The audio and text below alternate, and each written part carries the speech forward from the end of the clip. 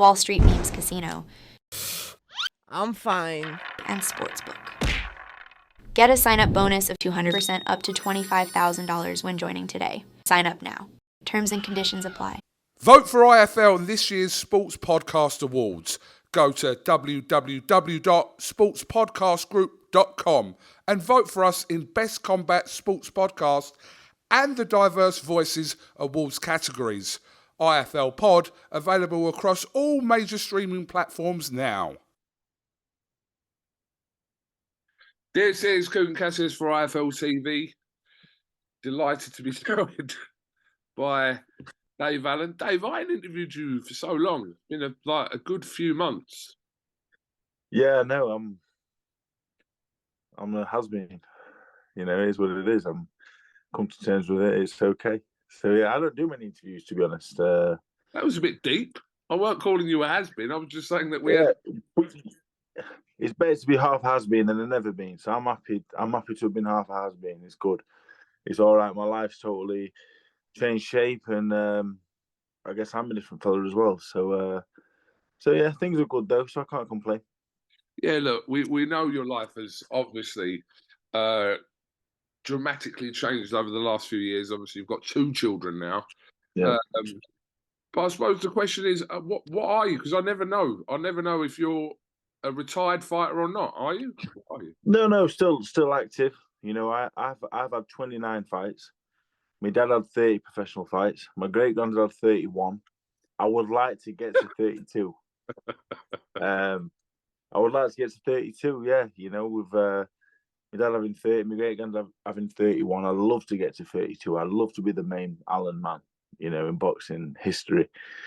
But yeah, I'm planning on boxing again. Yeah, I'm a realist. You know, ambitions of winning major titles out the window. But I'd like to have a few more fights.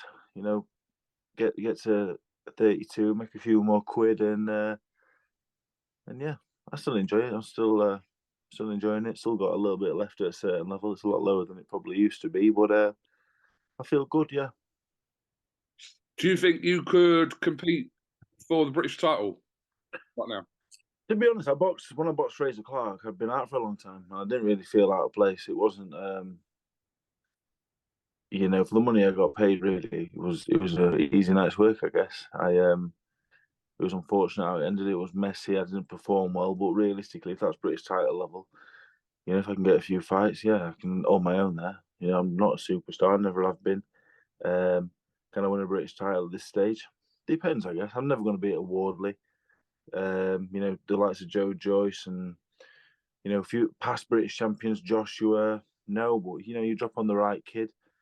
I possibly could win one, but even if not, I want to have maybe 3 more 4-rounders. Let's get to 32. Let's get to 32, nice and safe, and go again. Really, yeah. I think, like I said, I'm not a world beater. The thing with me is I'm not good at winning. I don't win rounds. Like, I've had 21 wins. I've chinned 18 of them. I was losing on points, 15 out of the 18 probably. I was losing most of them. I don't win rounds. I don't throw many punches, but I can look after myself. I'm strong and I can punch a bit. So yeah, I can still compete at a good level. But at this point now, I never was the best trainer in the world, and it ain't got any better with time. So that is the major concern. But yeah, I'm going to box again this year. You won't see me on the TV till the latter part of it, if at all. But yeah, I'm going to box probably April, May. I hope you don't mind me saying, but it has been like a bit of a strange career for yourself because, you know, a few years ago, obviously you were, when you were more active and having fights at a kind of higher level, you know, we had them fights with Thomas for the Commonwealth. You had the Lucas Brown fight. You had quite a few good moments at that stage of your career, but now your life's different. Your life's very different, and your outlook and what you want to get out of boxing, I'm assuming, is the same. Very different. Yeah, different. It's difficult. I mean, when I beat Lucas Brown, going into the prize fight, I was up there with one of the most well-known and popular fighters in the country. Like only really Joshua and Fury and a few others you would put above me. It was a mad time in my life, and I was a child. You saw me around them times. I was mad. how I ever even boxed professional fights really is a mystery. The little training, I was living like a fucking lunatic. So I had a great time. You know, a lot of people, my old man always on at me and should have done this, should have done that. But the honest truth is, I didn't. Could I have done more? Yeah, of course I could have, but I didn't. It wasn't in me. So I won the lottery, really. You know, I've got no regrets at all. And if this lasts, you know, it's not even the last go around. I should never have retired really in 2020. Um, it's difficult. Boxing is difficult because whatever I say now, if I spoke how I really felt, people think I'd be slagging people off, but I'm not. It's just life and it's boxing. So in 2018, 2019, I was a commodity, and now I'm not. And now I'm nothing. So I don't hear from people anymore. You know, I send lots of messages out to lots of people. Can you put me on this show? Can you put me on this show? Because I'm still quite popular, left on red. But that's life.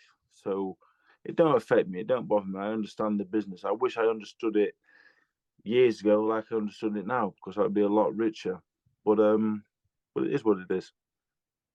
I think it looked like from kind of from the outside, one of the turning points over the last few years was the whole lockdown fiasco with yourself and Chris Lovejoy. That was a frustrating time for you because that fight obviously didn't materialize. You guys were stuck in the bubble all week together, and it was like, was it going to happen? Was it not going to happen, etc. And then after that, it just seemed like that was somewhat of a turning point over the last sort of 3 or 4 years. Is that right or not?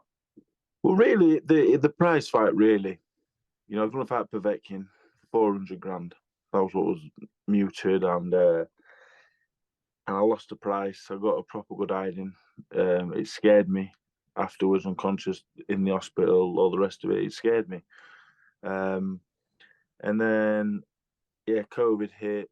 I had one fight in between that and the talks about Lovejoy fight and the Dubois situation, the Dubois fight which never happened, and between the Dubois fight that never happened and the Lovejoy fight and the proposed fight a few weeks later, it just killed me. It did my head in, to be honest. But I don't want to talk negatively on it because I don't want to talk negatively about the people involved because they made me really. They gave me the life I've got now, which is great. So I don't want to speak negatively on anyone. But that period, that 12-month period, really, it broke my heart, to be honest. And people say lots of things about me, but I'm very loyal. You know, loyalty to a fault always. I would always take less money because I felt I was doing people favors. This is million and billionaires, and I'm taking less.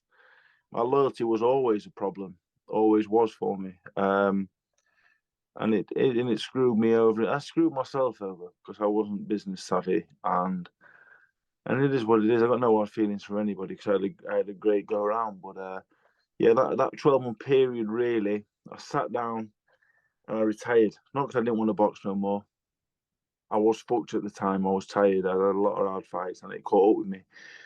But I retired because I just wanted to get away from the people in the sport. Really, just wanted some time, and I came back 6 months later, and I should never retired. That's where I went wrong. I retired, and people, no one's really wanted to work with me since. Um, but it is what, like I say, I'm not here to speak negative on anyone. I've had lots of good luck in the boxing world, so it is what it is. But that's where we're at now. You spoke openly over the years about some of the purses that you took for some of the higher profile fights. I mean, in particular, the Luis Ortiz fight, etc. Do you regret kind of agreeing to some of the purses that you've taken for the level you were fighting at?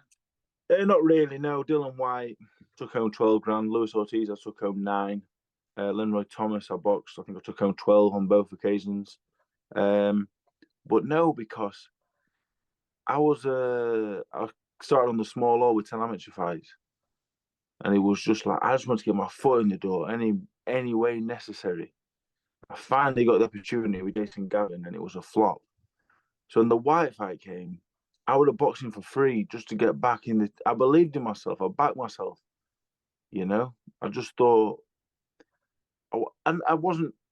It wasn't like I wasn't backing myself by training hard, but I just believed in myself. I just knew if I could get in front of the camera and be myself, and I knew I had talent. I knew I was tough. I knew I'd make something. I knew I'd be popular, and I knew people would like me, and I would entertain. So the money was never an issue for the first few years of me, like the White fight, Ortiz. The Ortiz fight, I was my own worst enemy because I would message Eddie, I'll box Luis Ortiz, I'll do it for free. And I would have. I'll do it for free. I'll box Luis Ortiz. You know, I'm like 19 stone, not trained for 3 or 4 months. And as a younger man, I was fucking mad. I was all over the place. But it wasn't about the money. So I was a fool, really. I was a fool to myself. And so, no, not really. Because I would have boxed all of them for nothing. It wasn't a financial thing back then. I never had nothing growing up. And I never had nothing until a couple of years ago. So it wasn't about the money. I just wanted to be somebody. And when I boxed Dylan White, I was like, right, people like me now. I boxed Ortiz, boxed Thomas, and I only ever boxed because I wanted to be accepted by Mel Man and by everyone else. So the money was never an issue. But as I got a little bit older, and then when I started getting well paid, started getting 6 figures for Brown, 6 figures for Price. Then we're talking big 6 figures for Povetkin. And people always say three fights away from Joshua. It was true. It was spoke about. Beat Brown, beat Price, beat Povetkin. You will box Joshua. And it was close, really. And who knows? You know, I fucked up and I give myself the chance of doing it. But I don't regret it because I am what I am. I'm still a fucking scumbag. I'm still a council, house living, brought up is what I was. I was never meant to do anything anyway. So I did well, really. Done really well. But yeah. But as I got older, like I say, the money then started. When I started getting money, I knew when I was getting offered. I was well. I don't want to go into it, but anyway. But yeah, we're here where we are now, and that's what it is. Oh, look, aside from kind of your own career, obviously, I know you or everyone knows that you kind of are guiding a few fighters at the moment. Stevie Levy out in action soon in a big fight. Who else have you got at the moment, Dave? That you're kind of. Well, yeah, I've got Stevie. She boxed for the European title in October. So I started receiving. She was 2-0. She boxed for the European title. She's been on DAZN. Because people always said you can't train and manage fighters, And I was always like, trust me, you think I'm fake, and I ain't. So she's been on DAZN. She's boxed a former world champion. She boxed for the European title in Poland. She's now boxing the home corner for the European silver title. I've got Joe Hayden, who's now 11-0 as a pro. I met him when he had one amateur fight and lost it. Met Calvin when he had one amateur fight and lost it. He's now just turned pro after winning 11 of 16. I've got another kid that's turned pro. We're flying, mate. And I think when I was boxing, I was spending time training everyone else. I remember when I was fighting Nick Webb. So the last 3 weeks, I got 3 weeks notice for the Webb fight. So anyway, I was with Mick Mars at the time. He kept ringing me like, "Are you going to come to the gym?" I was like, "I'm not coming to the gym." I just watched Tony Yoka. I was fucked. I couldn't see for weeks out of one eye. I said, "I'm not coming to the gym." I said, "Nick Webb is what it is. If I lose, I'm done. So don't worry about it." And then Ed was like, "If you beat him, I'll give you 30 grand on top of your purse." And I thought, I'm still not fucking training. I can't be bothered. I was fucked. So, but I'm on the field behind my house training Danny Morell. And I'm boxing Nick Webb. But I was training him because I had a passion for it. I loved it. I could see him getting better, and I wanted him to get better. And I was getting more fulfillment in watching him improve than I was doing myself. Luckily, I'm not Nick Webb out.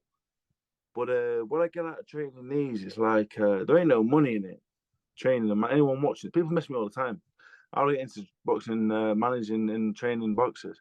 I'll just say, mate, it ain't a job. Like, it's going to cost you money. So if you want to do it for money, don't do it. If you want to do it because you enjoy it, great. But I can't help you because look at the top of my head. That's Stevie Levy. But I love it. I've got a passion for it. And I do a bloody good job at it as well. So yeah, I do that. I do all sorts of things. I'm a businessman these days. It's crazy, isn't it? I've got 2 kids. I can hear them downstairs, and life is just It ain't great all the time, but it's good. It's steady, you know. And when I first met you 10 years ago, my life was a shambles, a mess. And it was, even when I was boxing Brown and Price, making loads of money, it was still a mess. I was a mess. But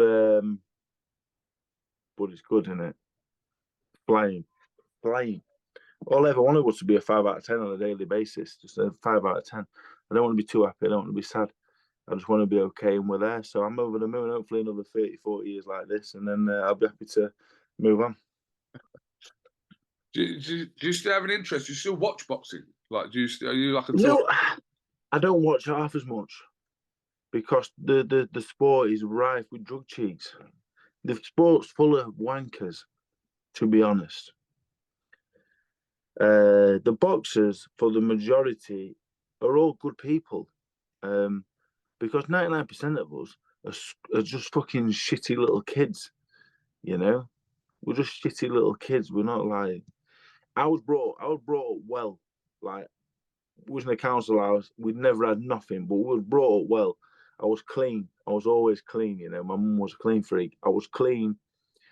And I might have worn Umbro, yeah, and Fila and Slazenger, but it was my clothes were clean all the time. But I was brought up strict and proper. So yeah, the boxers are, for the majority, they're all sound. Some of them are arseholes, but even the arseholes are quite sound. They're just arseholes with it. But it's like it's the people. For the majority, is the people that I don't like in boxing. What puts me off now? There's people working in boxing. They ain't got a fucking clue. They've never been smacked in the gob, and they've never been involved. And it does my head in. They make a fortune out of the game. Like, what the fuck? What are you doing? Do that Saudi stuff. I see people in Saudi. I'm like, what are you doing? I'm not saying I should be there, but there should be other people there instead of them. Some people. So I don't watch it no more because I'm turning into that old man that shouts at the TV. Like, what the fuck are you doing? But I don't really dislike any of them. And the drug cheats and all. I've got loads of mates that are drug cheats. And they're still my mates. They're still sound. Give one of them when I see them. Yes. But they're still fucking cheats, aren't they? And they should still be out of the sport. But they're not. People say it's like when a foreigner fails a drug test, we're all over him. Get the fucker out of the sport, the cheating bastard. One of our mates were like, it's bad, like, but we'll give them the benefit of the doubt. But I don't. Even my mates that failed drug tests, and I see some of them, and I say, you're a fucking bastard. You shouldn't be in the sport. I like them, but they shouldn't be doing it. So I don't even enjoy watching the boxing for the most part. Because when you watch a good performance, I sit there and I go, probably on the gear in a minute. Because that's how you program to think now. Because they're all at it, and they're all getting to box. If they can't box here, they're boxing in America, and it's just a load of bollocks. Because you just think, I boxed a fair few drug cheats, and a fair few of them beat me, and it's just like they're millionaires. You know what I mean? The millionaires. Everyone loves them. How many kids do you know with the profile picture of Dave Allen? None. Yeah, but like drug cheats, profile pictures of everyone. Like everyone, like all these kids have got profile pictures of Canelo and other fighters, and you're like, it pisses me off. It annoys me. It irritates the life out of me. And again, I use Canelo as an example. Maybe I should have used someone from down the road because I won't be called a prick. Because you know what I mean. But they're all fucking cheats, and I don't enjoy it. And yeah, them fuckers that are in the sport making money out of it, they ain't got a fucking clue. I could go on and on. But you know what? But the one thing is, I'm not bitter about the sport because the sport gave me a life I would never have dreamt of. I thought I'd be in a dead end job with 12 kids, you know, it with loads of bunk beds around the gaff. And I'm not. I've got a nice life, so I'm not bitter at all. It's not being bitter. It's just like the sport's a fucking sham, really and truthfully. You know, it's fucking it's a horrible game. It's a horrible game. Horrible. Have you got any interest in the upcoming 2 heavyweight fights, Fury Usyk and Joshua Ngannou? I will watch both. Yeah, I'll watch them both. I mean, yeah, of course I've got interest. Yeah, I fucking love boxing. I love boxing. I love it. I love the amateur boxing. You know, I love it. But Fury Usyk, I think Tyson's too big for him. Truth be told, and I think Josh will spark Ngannou in double quick time. Sorry, go on. Tyson weren't fit for Ngannou. He can say what he wants. He took him lightly, and he paid the price. He paid the price because everyone thought he looked like shit. How much? I mean, talk about Alexander Usyk there as well. In your career, we obviously something that you've spoken about before, the sparring that you had with him. How much was that a kind of? I'm not going to say a wake up call, but kind of a reality check almost about where you was at that point in your life in regards to boxing. Because you've spoken about that Usyk sparring, how it wasn't really great for you. You know, I sparred really well, you know, while I was over there. Genuinely, I did spar. I'm not deluded. I've been battered loads of times in sparring. I sparred really well. And then on the occasion where he done me on the chin, there was only about 20 seconds left of the last round of the whole time I was there. And the last spar, I was brilliant. I asked for the footage of the full spar. No, you can't have that. And they said to me, "You're a very good fighter." I was always better in the gym. A very good fighter. I just walked onto one and got hit on the chin. He's not a big puncher, really. He's not a big puncher. I lost 18 pounds, 16, 18 pounds while I was over there because I'm not into eating. I'm not a fussy eater. I was living off crisps and chocolate. This is not excuses because he's 100 times the fighter I am. But it knocked me confidence, to be honest. But that's because he couldn't really punch. It knocked me. Sorry, Dave, you wanted to carry on, but they said to you not to carry on, the team Usyk. There was about 20 seconds left. Hit me on the chin. It wobbled me, and I could remember staggering.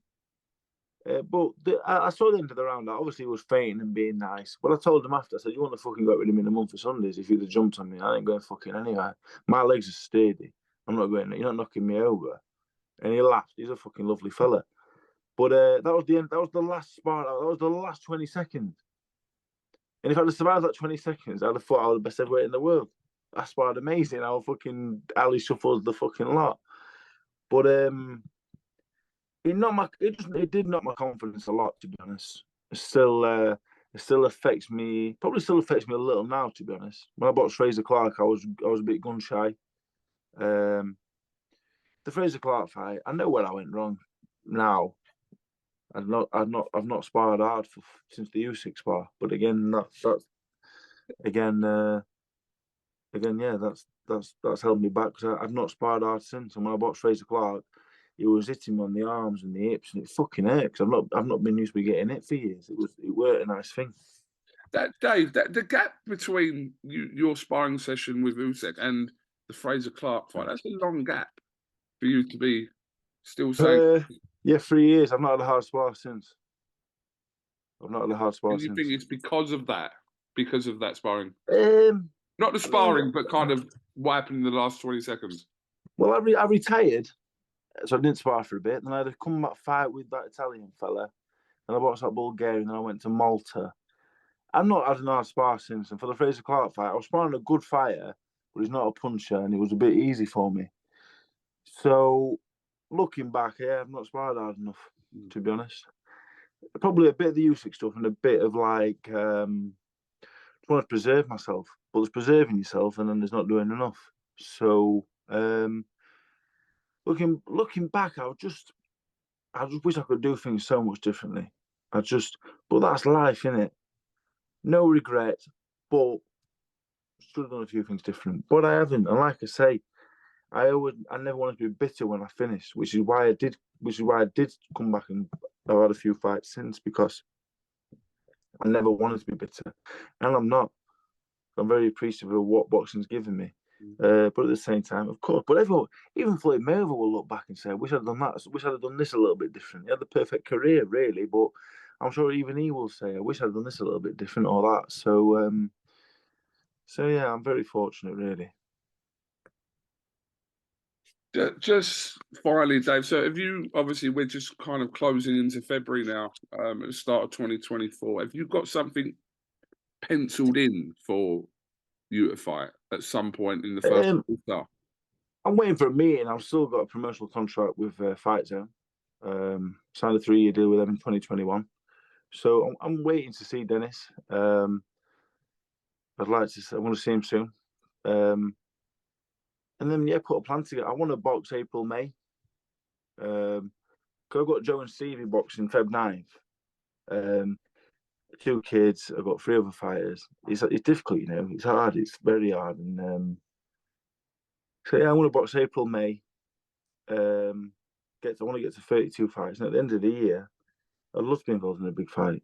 But again, like I said, it took me from when I retired, November 2020, September 2023. By the time I got a fight on a big platform again,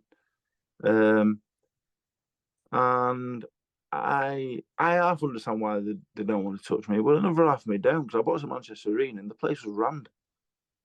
They were booing the GB Olympic captain. They was booing him because I was boxing, which is amazing, really.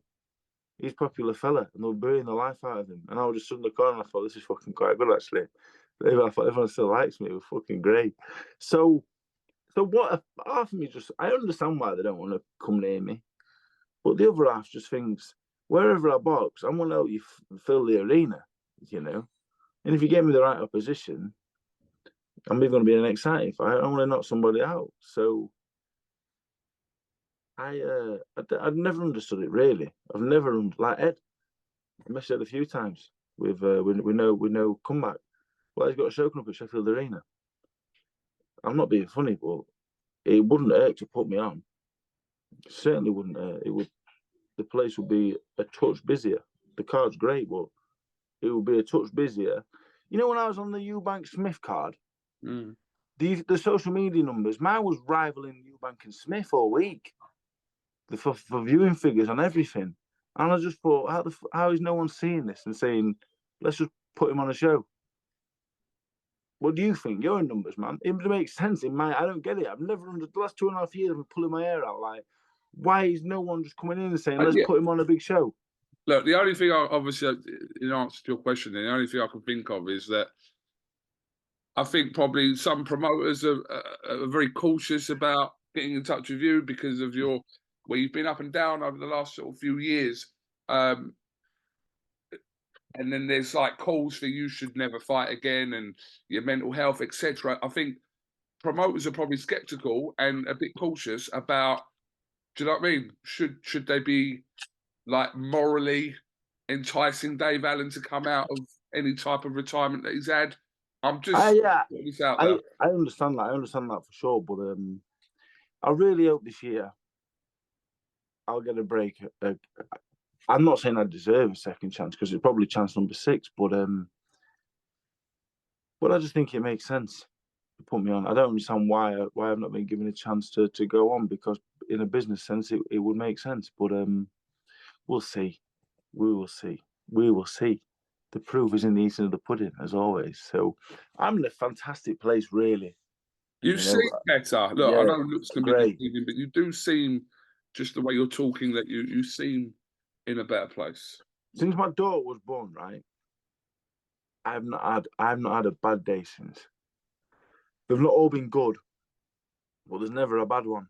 There's never been a bad day. Every day since she's been born, there's never been any doubt in my mind that I don't want to be living life to the best of my abilities at all, and